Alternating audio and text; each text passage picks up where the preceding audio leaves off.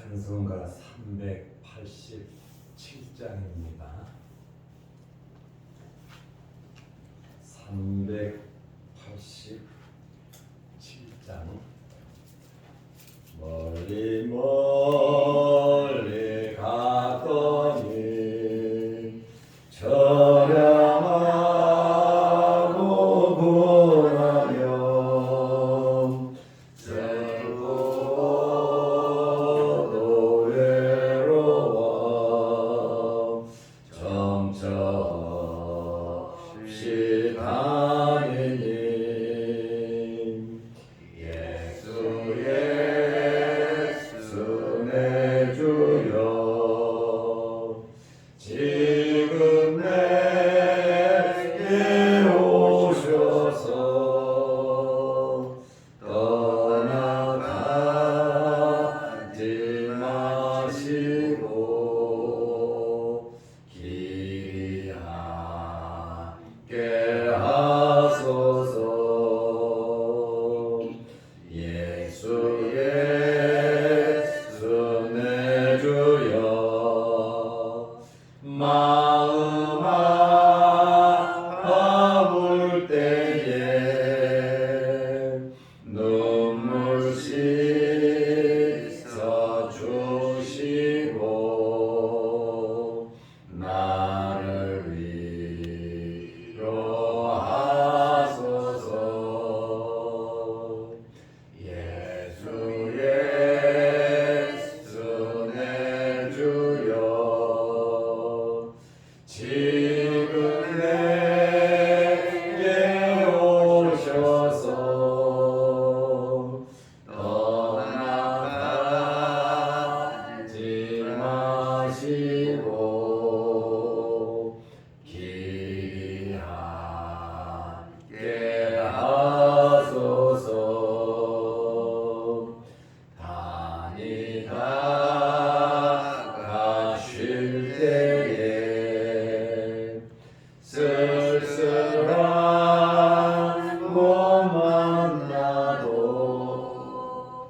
홀로 있게 마시고 주여 보호하소서. 예수 내 주여 지금 내게 오셔서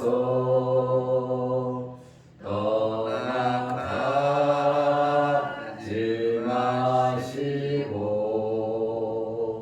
길이 함께 하소서.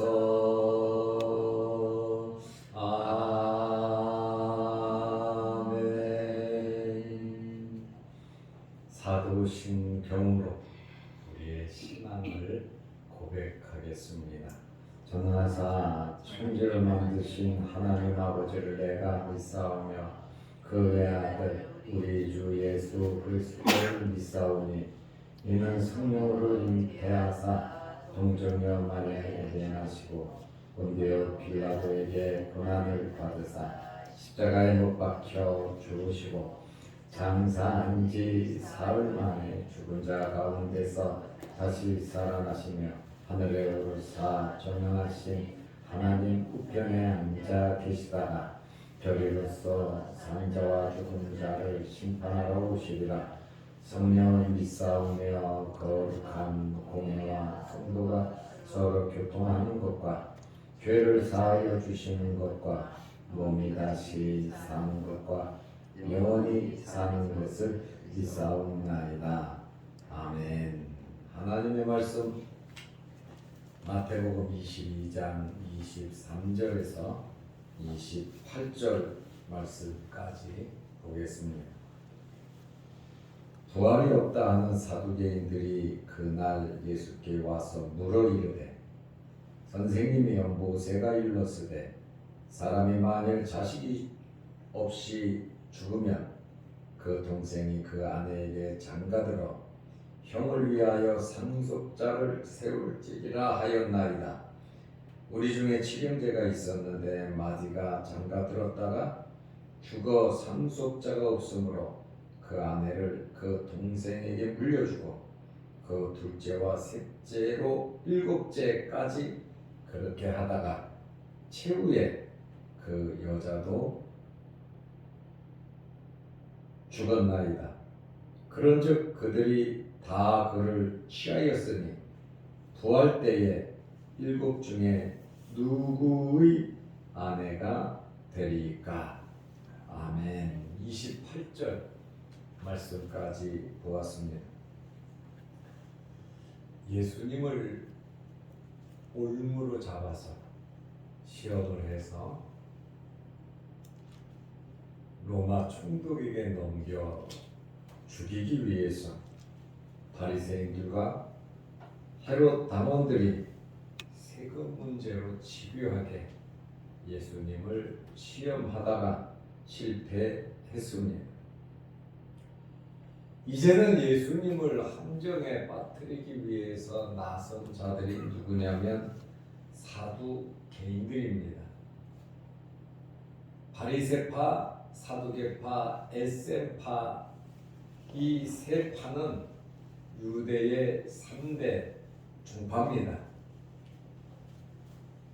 이러한 모든 종파들이 또 정치 권력까지 합세해서 예수님을 올무로 잡으려고 나선 것입니다. 특별히 사두개인들은 자유주의자들입니다. 이들은 부활도 없고 천사도 없고 영도 없고 천국과 지옥도 없는 유물론자들입니다. 사도 바울도 사도행전 23장 8절에 보면 사두개인은 부활도 없고 천사도 없고 영도 없다, 이렇게 바울도 사두개파에 대해서 이렇게 말을 했습니다. 자신들의 이 잘못된 전통을 합리화하기 위해서 궤변을 들고 예수님께 나와 신학적인 문제로 예수님을 시험했습니다. 오히려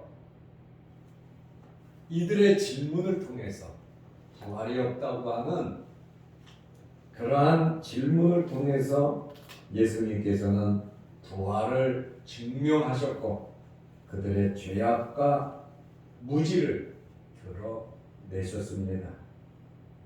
부활이 없다고 하는 이러한 사두개인들이 예수님께 질문을 했습니다. 마태복음 22장 23절 말씀에 보면 부활이 없다 하는 사두개인들이 그날에 예수께 와서 물어 이르되, 여기 그날이라고 하는 것은 바리새파와 헤롯 당원들이 예수님을 세금 문제로 올무로 걸려다가 실패를 하고 돌아간 그날에 바로 사두개인들이 투입이 되었습니다. 이렇게 사두개인들은 바리새인들과 헤롯 당원들이 실패한 것을 알고 자신들의 우월성, 자신들이 바리새파보다 낫고 헤롯 당원들보다도 우위에 있다고 하는 사실을 사람들에게 나타내기 위해서 곧바로 예수님을 시험했습니다. 사두개인들은 숫자가 많지 않습니다. 대부분 귀족들이고 사내들인 공회에도 사두개인들이 많습니다. 이들은 지배계급이고 대부분 제사장들이었습니다. 다윗 때 사독 대제사장의 후손이라고 이렇게 말을 합니다. 그리고 이 사두개인들은 유일하게 성경을 인정하는데 모세 오경만 인정을 합니다.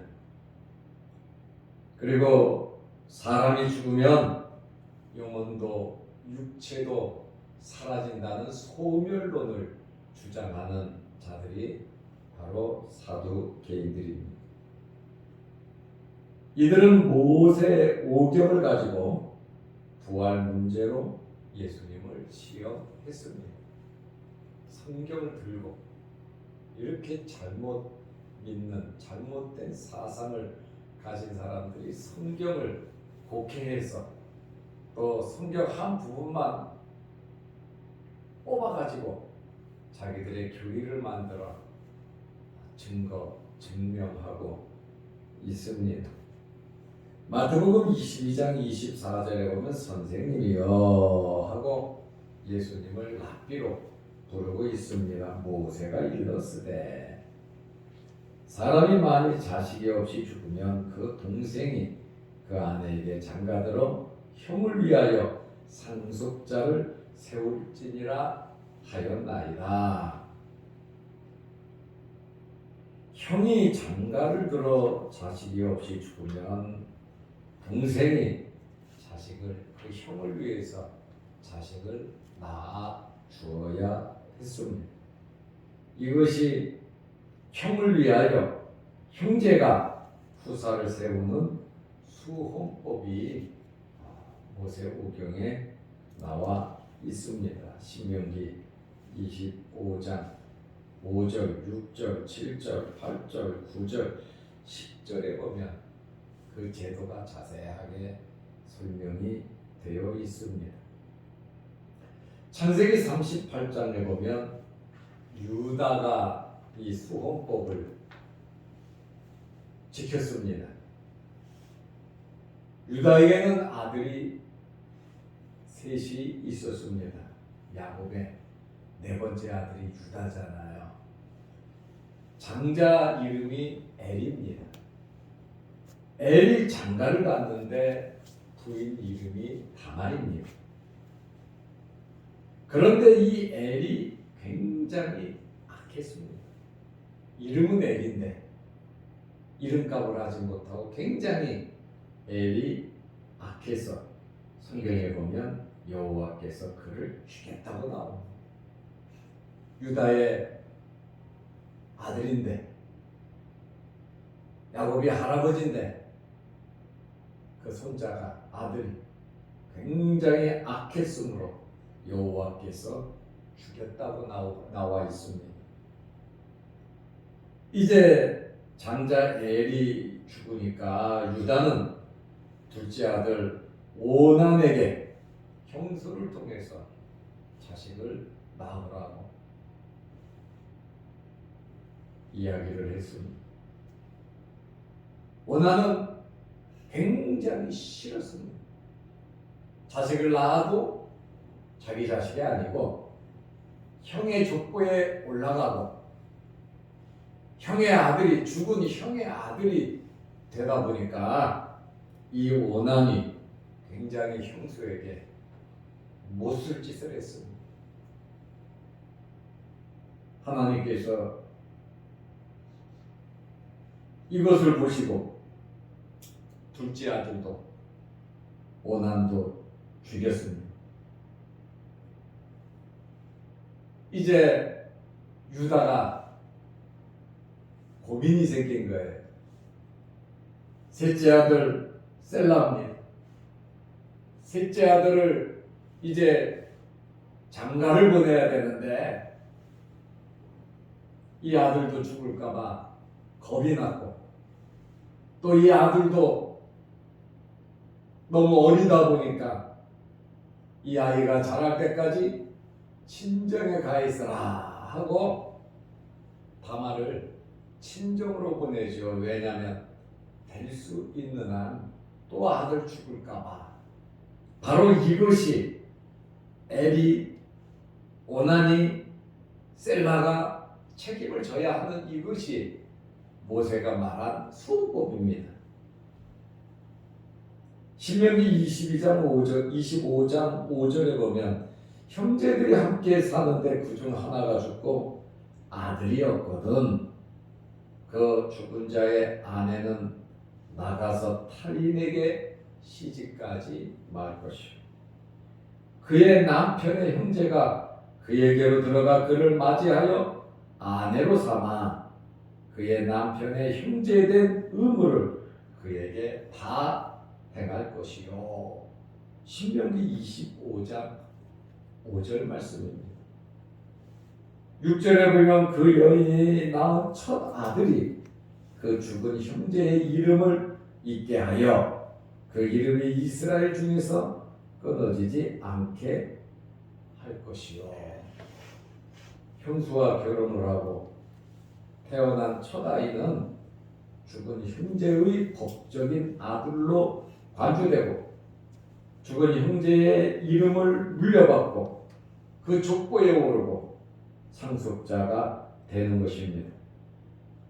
고대에는 가문이 끊기면 저주와 재앙으로 받아들였으므로 수원법이 효력을 발휘하였으나 예수님 당시에는 이 법이 퇴화된 법조문이었습니다. 만약에 동생이 후사를 잊지 않으면 어떻게 했습니까? 신명기 25장 7절 말씀에 보면 그러나 그 사람이 만일 그 형제의 아내 맞이하기를 즐겨하지 아니하면 싫다는 거죠. 왜 내가 형수와 결혼을 하고 형수와 살고 자식을 낳아서 형 족보에다가 올려주고 싫다는 거죠. 그 형제의 아내는 그 송문으로 장로들에게로 나아가서 말하기를 내 남편의 형제가 그의 형제의 이름을 이스라엘 중에 잊기를 싫어하여 남편의 형제된 의무를 내게 행하지 아니하나이다 할 것이요. 다시 말하면 고발하라는 겁니다. 죄를 짓고 하나님의 말씀을 지키지 않으니까 장로들에게 가서 그 잘못된 말씀을 지키지 않는 그것을 말하라는 거예요. 8절 말씀에 보면 그 선읍 장로들은 그를 불러다가 말할 것이요. 재판자리입니다. 공식적인 자리에 그를 불러다가 말할 것이요. 그가 이미 정한 뜻대로 말하기를 싫다는 거죠. 내가 그 여자를 맞이하기를 즐겨하지 아니하노라. 싫다는 거예요. 왜냐하면 처음부터 싫은 거예요. 그러니까 형수가 가서 고발을 했잖아요. 그런데 불려가서 예 알겠습니다. 그렇게 하겠습니다. 그렇게까지 해야 되겠냐 이거죠. 그의 형제의 아내가 장로들 앞에서 그에게 나아가서 그의 발에서 신을 벗기고 신발을 벗긴다는 거예요. 그의 얼굴에 침을 뱉으며 이르기를 신발을 벗기고 얼굴에다가 침을 뱉고 이르기를 그의 형제의 집을 세우기를 즐겨 아니하는 자에게는 이같이 할 것이다 라고 모독을 저주를 하게 됐단 말입니다. 이스라엘 중에서 그의 이름을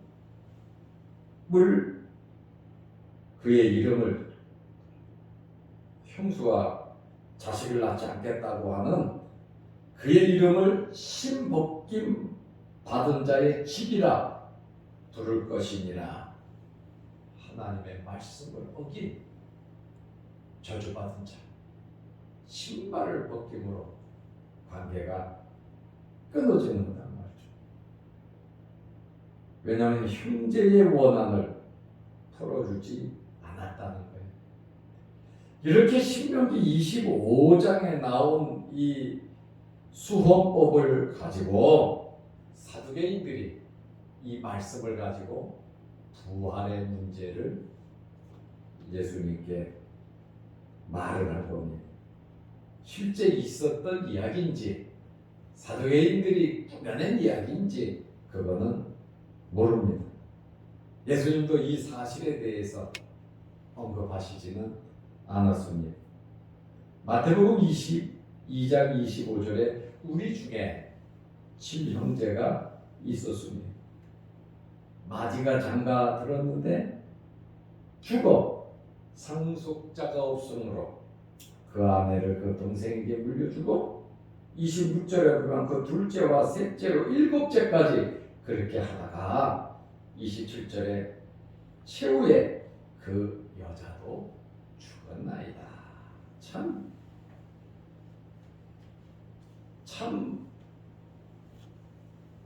희한한 이야기를 사두개인들이 하고 있습니다.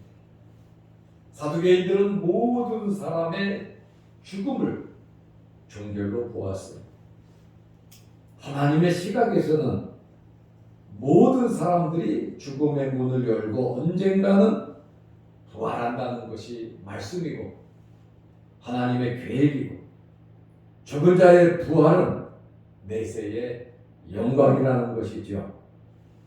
고린도전서 15장 19절에 만일 그리스도 안에서 우리가 바라는 것이 다만 이 세상의 삶뿐이면 모든 사람 가운데 우리가 더욱 불쌍한 자이니라.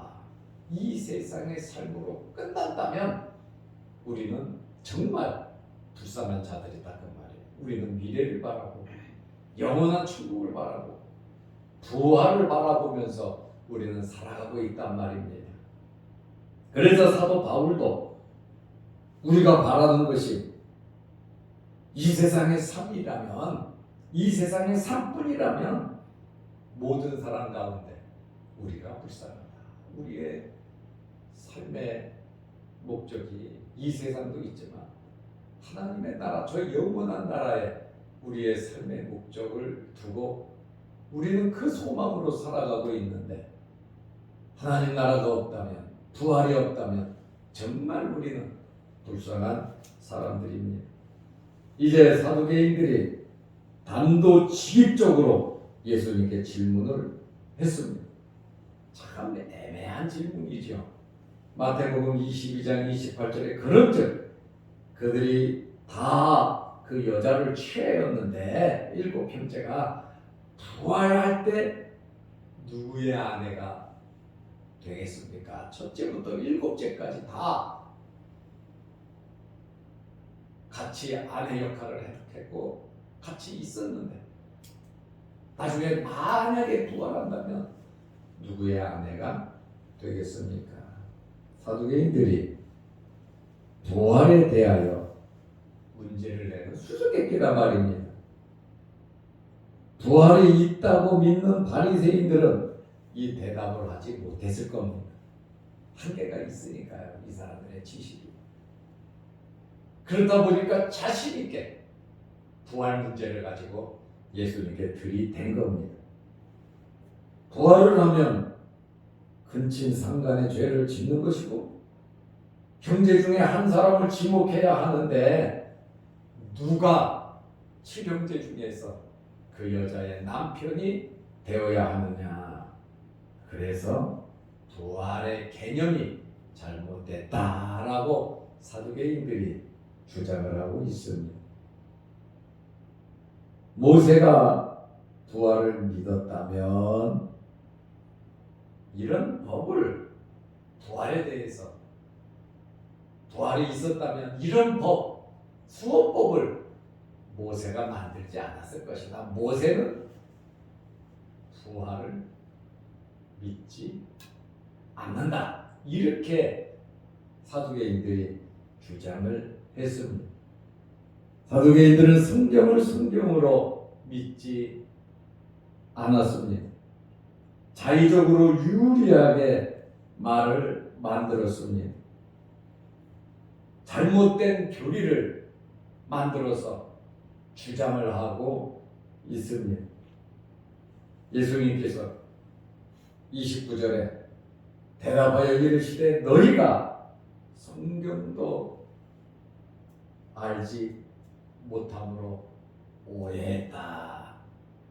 너희가 하나님의 능력도 알지 못하는 거로 오해하였다. 이렇게 예수님께서는 당당하게 이 난해한 이 질문을 대답하셨습니다.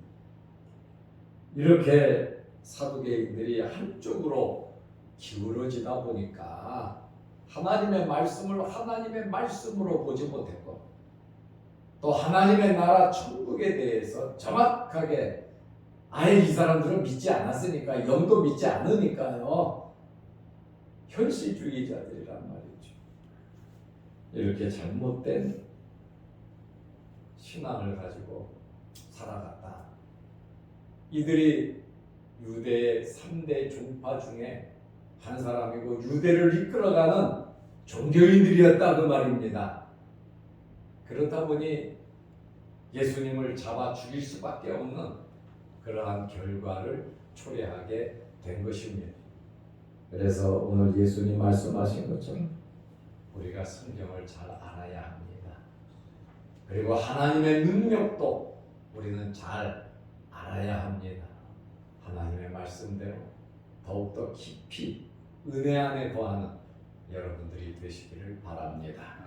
기도하겠습니다. 하나님 아버지, 사두개인들은 하나님의 말씀을 너무나도 오해하였습니다. 하나님의 능력도 알지 못했습니다. 편협된 자기들의 생각과 자기들의 주장만 가지고 우물 안에 개구리식으로 이들은 모든 것을 바라봤고 생각했고 판단했고 결정을 했습니다. 예수님에게까지 이러한 잘못된 사상을 가지고 시험을 해 왔습니다. 하나님 아버지, 이러한 자들이 평상시에는 서로 다투고 물고 뜯고 싸우다가도 메시아이신 하나님의 아들이신 예수님을 잡아 죽이는 데는 바리새인도 없고 사두개인도 없고 헤롯 땅도 없이 하나가 돼서 예수님을 박해하고 예수님을 죽이는 데 하나가 된 것을 우리가 보게 됩니다. 우리의 잘못된 생각과 우리의 잘못된 판단이 하나님의 마음을 아프시게 하고 예수 그리스도를 오히려 다시금 십자가에 못 박는다는 사실을 우리 또한 알고 하나님의 말씀을 바로 알고 믿고 살아갈 수 있는 저희들 되게 하여 주시옵소서. 오늘 이 새벽에도 우리를 일깨우시고 아버지의 전으로 불러주심을 감사합니다. 크고 작은 어려운 환경 속에서도 하나님을 바라보며 기도하며 말씀대로 살아가고 말씀이 이루어지기를 원하는 우리의 간절한 소원들을 이루어 주옵소서. 크고 작은 어려운 기도 제목으로 하나님 앞에 기도 드리오니 이 아침 이 새벽에 하늘문이 열리게 하시고 하나님께서 응답하여 주시옵소서. 또한 유튜브 영상을 보면서 함께 말씀을 듣고 마음을 같이하여 기도하며 말씀의 은혜를 받는 성도들에게도 하늘의 신령한 양식과 은혜를 알려주시고 저들의 소원도 하나님 이루어 주옵소서. 오늘 하루도 주 안에서 승리하게 하시고 코로나19가 기승을 부리고 어려운 이러한 상황 속에서 하나님께서 우리에게 은혜를 베푸셔서 전염병이 우리에게 엄습하지 못하도록 우리를 지켜 주옵소서. 예수님의 이름으로 기도드리옵나이다. 아멘. 하늘에 계신 우리 아버지여, 이름이 거룩히 여김을 받으시오며 나라의 임하옵시며 뜻이 하늘에서 이룬 것 같이 땅에서도 이루어지이다. 오늘날 우리에게 일용할 양식을 주옵시고 우리가 우리에게 죄지은 자를 사하여 준 것 같이 우리 죄를 사하여 주옵시고 우리를 시험에 들게 하지 마옵시고 다만 악에서 구하옵소서. 대개 나라와 권세와 영광의 아버지께 영원히 싸움나이다. 아멘. 자유로 기도하시기 바랍니다.